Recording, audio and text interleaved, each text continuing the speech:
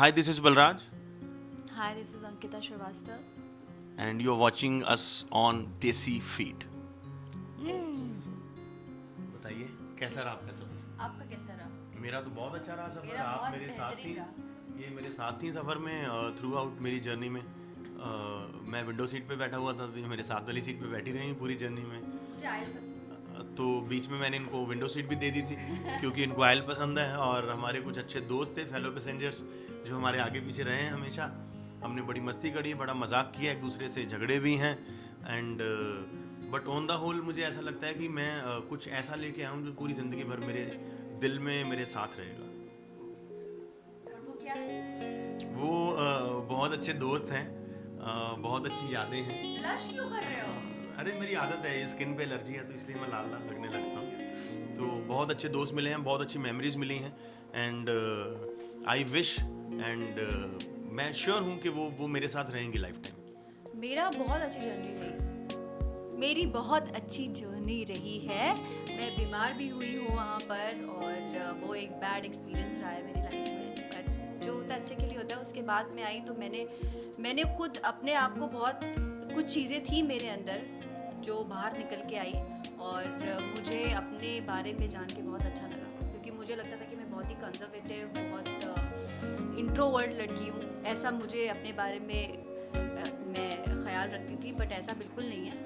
I think I am a very open hearted person, and अच्छा लगता है मुझे एक्सप्लोर करना. बट पहले अपने बारे में मुझे बहुत सारी गलत राय थी, तो मुझे बहुत अच्छा लगा अपने आप को मैंने जाना. तो और मुझे बहुत अच्छे फ्रेंड्स मिले वहाँ पर, तो मुझे अच्छी रही. मेरे लिए तो बहुत अच्छी जर्नी रही. बुरे पल मैं याद नहीं रखती हूँ, मेरे लिए मैटर नहीं करते हैं. अच्छे मैं शेयर नहीं करता हूँ. अच्छे हाँ शेयर नहीं करता हूँ. मतलब अब इतना 150 कैमरास के बीच में थी, जो अच्छे मोमेंट्स थे वो सब आप लोगों ने देखे होंगे, बुरे भी देखे होंगे. तो मेरे लिए जो मैं मेमोरीज लेके आई हूँ वहाँ से, वो बहुत अच्छी रही हैं, बहुत अच्छी यादें हैं मेरी. तो आई एम वेरी हैप्पी. बुरा कुछ नहीं था, बस बीमार हो गया था, मैं भी वही बुरा था. और जो होता है अच्छे के लिए होता है. बुरे लोग भी नहीं थे, लोगों के असली चेहरे देखने को मिले. एंड अच्छी चीज़ें देखी हैं आपने. अब उस क्या बताएं क्या अच्छा था और क्या बुरा था, ऐसा तो नहीं था. ओवरऑल बहुत अमेजिंग एक्सपीरियंस था. क्या अच्छा था, खाना ठीक नहीं था मेरे हिसाब से, बाकियों के लिए बहुत अमेजिंग खाना था. इसके लिए तो स्पेशल खाना आता था भाई साहब, घर से कुक होके इतना शेयर करती थी मेरे साथ. और मैं बाकायदा गया था कलर्स के शो में, लेकिन मैं पला हूँ इसके खाने पे. और हालांकि वो खाना भी कलर्स वाले ही भेजते थे. एंड बस मेरे लिए यही था. मैं थोड़ा फूड के मामले में थोड़ा फिनकी हूँ. मुझे जो चाहिए वही चाहिए होता है. लेकिन आपको पता है ऐसे शोज़ में सबके हिसाब से खाना आता है, आपके हिसाब से आता नहीं. बस वही मेरे लिए थोड़ा डिफ़िकल्ट टाइम था. ये रिएक्शन काफ़ी नहीं है आपके लिए? कि देखिए, मैं उसको झगड़ा नहीं मानता हूँ, मैं उसको उंगली करना मानता हूँ. कि किसी को बार बार पोक करना. जिस बात के लिए वो भड़की थी, मैंने उनको बोला कि मैंने ये बात बोली नहीं, मैंने ऐसा नहीं किया है. क्योंकि मुझे सॉरी फील करने में बिल्कुल भी शर्म नहीं आती. अगर आप लोगों ने देखा होगा, मुझे नहीं पता आया कि नहीं आया, जिस आदमी ने भी मुझे बोला कि you are not doing this right and I don't appreciate that, मैंने उसको जाके पर्सनली सॉरी बोला है. चाहे वो आंचल हो, चाहे वो मयंक हो, चाहे वो संजना हो, चाहे वो नवदीश, कोई भी हो. अगर मैंने किसी को कुछ ऐसा बोल दिया मजाक में जो उसको बुरा लग गया, मैंने उसके लिए सॉरी फील किया है. और मुझे सॉरी मांगने में कोई एतराज़ नहीं है. क्योंकि मुझे पता है कभी कभार हमारा मजाक कुछ लोगों को नहीं समझ में आता, या कुछ लोगों के सेंसिटिव इमोशंस को टच कर देता है. तो मैंने हमेशा सॉरी बोला है. जसलीन को मैंने सॉरी इसलिए नहीं बोला क्योंकि मैंने वो किया ही नहीं जिसका मेरे ऊपर ब्लेम लग रहा था. और जब मैंने आपको 10 बार बोल दिया मैंने ये नहीं किया है, तो बात वहाँ ख़त्म हो जाती. बट उसके बाद से झगड़े बढ़ते रहना. फिर मैं भी इंसान हूँ, मेरा अपना पेशेंस है. किसी का पेशेंस 2 लेयर का होता है, मेरा शायद 20 लेयर वाला पेशेंस है. लेकिन मेरा जब 20 लेयर टूटती हैं तो पीछे बहुत कुछ स्टोर है. तो फिर और उसके बाद फिर अगर ये झगड़ों में ये बोलना कि लड़की से बात करने की तमीज़ नहीं है, तो लड़कों की भी उतनी ही इज्जत है सोसाइटी में जितनी लड़कियों की होती है. और अगर आपको लड़कों से बात करने की तमीज़ नहीं है, तो आप ये एक्सपेक्ट नहीं कर सकते कि लड़के भी आपसे तमीज़ से बात करें. राइट? और ऐसा नहीं है, ऐसा होना भी नहीं चाहिए. घर के अंदर एक बार ऐसा भी इंसिडेंट हुआ कि अरे आपने लड़की को गाली निकाली, आपको शर्म आनी चाहिए। तो उससे पहले जो लड़की ने गालियाँ निकाली उसको भी तो शर्म आनी चाहिए। तो झगड़ा ही होता है ना। बहुत कमाल, वो बहुत ऑनेस्ट, बहुत बहुत बहुत कमाल। बहुत ऑनेस्ट है। और ऑनेस्ट लोग जो होते हैं हमेशा अच्छे ही होते हैं। उसके जो दिल में है, उसकी ज़बान पर है, उसके चेहरे में, उसकी आंखों पे है, उसकी बॉडी लैंग्वेज में है। और उसने बहुत कंफर्टेबल किया हम लोगों को, और डे वन से चीज़ें क्लियर रखी। वो शो के लिए बहुत एफर्ट कर रही थी, लेकिन दिल में उसके कोई और है, तो कहीं ना कहीं वो चीज़ें डिस्टर्ब करती ही हैं। And I wish and I hope उसको उसकी मोहब्बत मिले। बहुत अच्छा, देखा नहीं आप लोगों ने, तो फिर सवाल ही नहीं उठता है ये पूछने का। आप क्या बोलना चाहते हैं इस बारे में? क्योंकि मुझे जो बोलना था ये बोला जी। उनके फैंस ने मुझे बहुत गालियाँ बकी सोशल मीडिया पे, और जैसा कि मैंने पहले भी बोला है, हाँ, और जैसा कि पता ही है सबको, मैंने पहले भी बोला है कि मैं इसके पहले कोई भी सोशल नेटवर्क यूज़ नहीं करती थी। पर मैं जब वापस आई और मैंने अपने बारे में ऐसे कमेंट्स पढ़े तो मुझे दुख हुआ, क्योंकि मैं यूज़ टू नहीं हूँ। मैं जो एक आधा कभी पोस्ट करती थी 6 महीने में एक बार, तो हमेशा अच्छे ही आते थे, जो भी 10-15 आए। तो ये बुरी चीज़ें मैंने अपने बारे में पहली बार सुनी, तो मेरे लिए बहुत शॉकिंग था। बट अभी मुझे मेरे फ्रेंड्स लोगों ने भी समझाया कि ठीक है, जहाँ लवर्स होते हैं वहाँ पे हेटर्स भी होते हैं। तो पारस के नेचर का मतलब मैं क्या बताऊँ, उनको खुद सुधारना पड़ेगा। मैं उनके बारे में क्या बोल सकती हूँ। अब बाहर आ गए, मुझे उनसे कोई लेना देना नहीं है। मैं बार बार उनके बारे में बोलती रहूँगी तो वो भी अच्छी बात नहीं है। मुझे जितना बोलना था वो मैंने शो में बोल दिया। अब क्या उनकी और तारीफ में बोलूँ मैं कुछ। मेरी आपने खुशी देखी नहीं, स्क्रीन पे दिख गई होगी ना। हाय रोहन, हाय रोहन, हाय रोहन। मतलब मैंने उसको भाई बनाया तो बहुत सारे लोग ऐसे काफ़ी सारी चीज़ें कॉपी कर लेते थे, उन्होंने भी भाई बना लिया। भाई, मैं किसी को भाई नहीं बनाती हूँ, मेरा एक भाई है और वो मुझे बहुत प्यारा है। पर वो लड़का ही ऐसा है, बहुत स्वीट लड़का है, and is a very simple guy. तो एक फीलिंग आ गई, मुझे लगा ये बिल्कुल मेरे भाई के जैसा, तो मैंने बोल दिया। तब उस पे लोगों ने कहा हम भाई बनाने नहीं आए यहाँ पे, ब्ला ब्ला। अरे यार, बनाने की कौन सी बात है, मुझे फील आया तो मैंने बोल दिया उसको भाई। जिन्होंने बोला था नहीं बनाने आए, बाद में उन्होंने भी बना लिया। हाँ, उन्होंने बना लिया। चीटिंग। मतलब इतने कंफ्यूज्ड पर्सनालिटीज थे वहाँ पर कि अब क्या बोले उनके बारे में। ये मुझे नहीं फील नहीं होता है ऐसा कुछ भी। ये सेंसिबल सवाल है, तो मैं चाहूँगा कि जो लोग सेंसिबल हैं वही जवाब दें।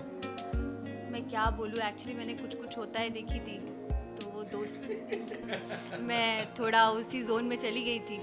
बट मैं विश करूँगी यार, विश अब ज़्यादा बोल दूँगी मैं मुझे लगता है मैं काजोल बनने वाली हूँ, रानी मुखर्जी नहीं बनना चाहती हूँ, तो बेचारी मर जाती है। ऐसा कुछ नहीं है, कोई नहीं मरेगा यहाँ पर। ये लाइफ टाइम बॉन्डिंग है ये। एंड बट फर्क क्या, वो आप क्लाइमेक्स पे मत जाइएगा। तो मैं आपको बोला, वो क्लाइमेक्स को भूल जाइएगा। कुछ होता है कि आप खाली वो जो फर्स्ट हाफ में दिखाते ना फ्रेंडशिप, बस हमारी फ्रेंडशिप वैसी है।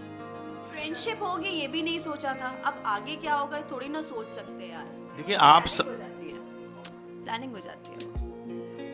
मैं यही बोलने वाला था। हाँ, खतरों, दर्द, चीखें, रोना सबसे भरा रहा, लेकिन मैंने खतरों में एक चीज़ रियलाइज़ करी। मैंने रियलाइज़ करा कि मैं बहुत स्ट्रांग हूँ। जब मैं जल गया था तो लगा नहीं था लोगों को मैं शो कंटिन्यू कर पाऊँगा।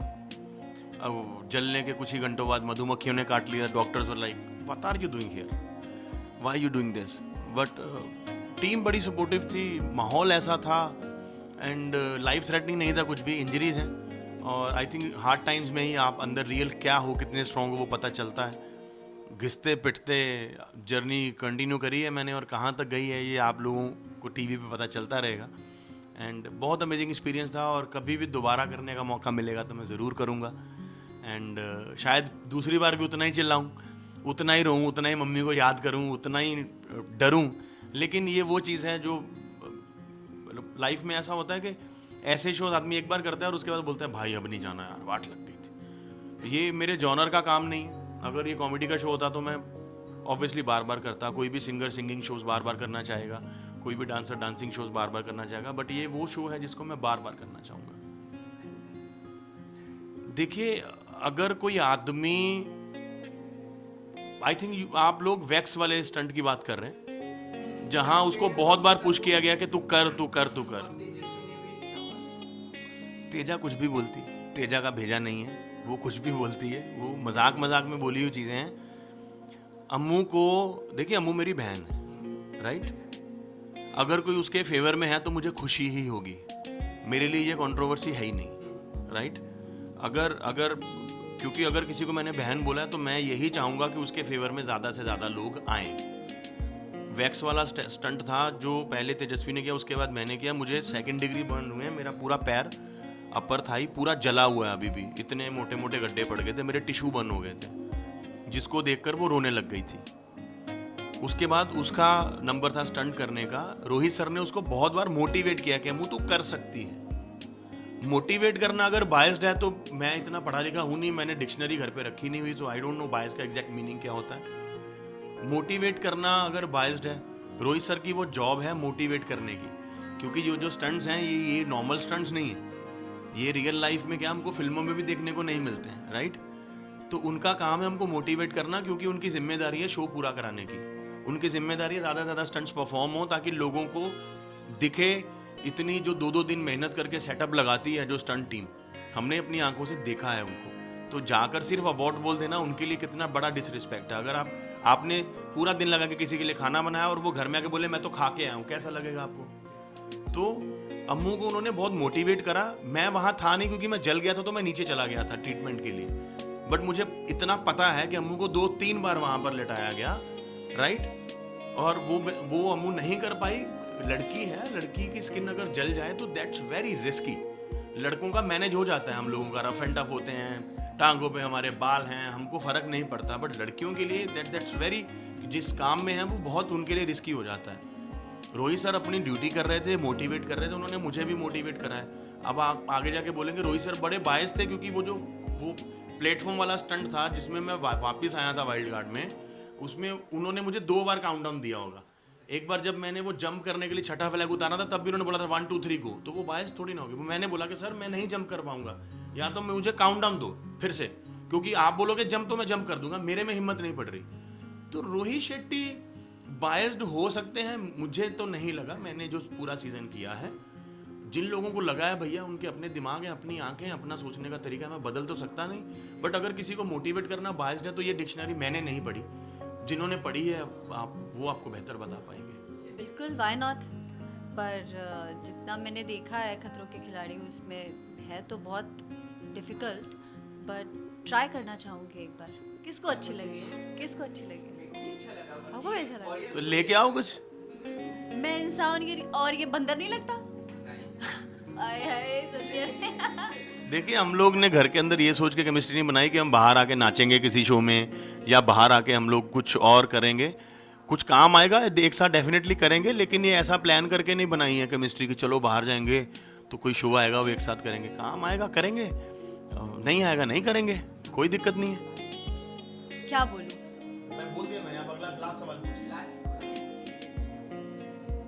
देखिए, पूरे हिंदुस्तान को लगता है देर हो गई, और लेकिन जस्टिस फाइनली मिला है, क्योंकि हमारा जस्टिस जो हमारा जुडिशरी सिस्टम वो ऐसा है, वो सबको मौका देता है अपने आप को डिफेंड करने का।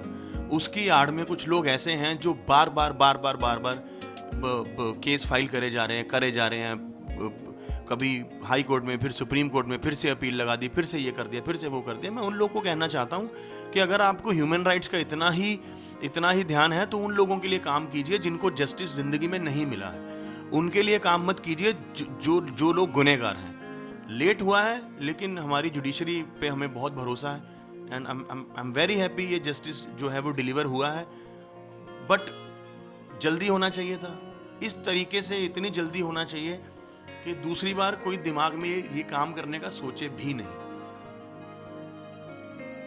खुशी वाला लम्हा नहीं है ये कि मैं बोलूँ कि बहुत खुशी, इमोशनल है। उनकी माँ से पूछिए जिन्होंने 7 साल तक वेट करी है। 7 साल में हर एक सेकंड उनको वो अपनी बेटी का वो चेहरा याद आता होगा, जब उनसे सवाल पूछे जाते होंगे, जब वो टीवी पे, न्यूज़ में, सोशल मीडिया पे खबरें पढ़ती होंगी, उनको बार बार अपनी बेटी का वो दर्द सताता होगा। तो आई थिंक जितनी जल्दी उस दर्द पे मलहम लगा सके हमारा जुडिशरी सिस्टम, उतनी जल्दी लगाना चाहिए। बस इससे ज़्यादा तो और कुछ नहीं बोल सकता। बहुत ही सेंसिटिव मैटर है ये, और बहुत इमोशनल भी है। तो मैं तो यही विश कर रही थी कि इसका जो भी जजमेंट है वो जल्दी आए और वो फाइनली आके आए. सो आई एम वेरी हैप्पी कि ये जस्टिस मिला उनको. That's it. और क्या बोलूँ.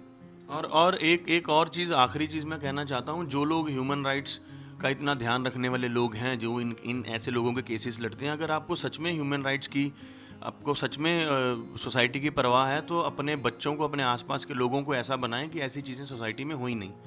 और जुडिशरी अपना काम कर रही है. लेट्स चेंज आवर सेल्फ, अपनी मेंटेलिटी चेंज करें और सबको इज्जत दें, सबको अच्छी नज़र से देखें.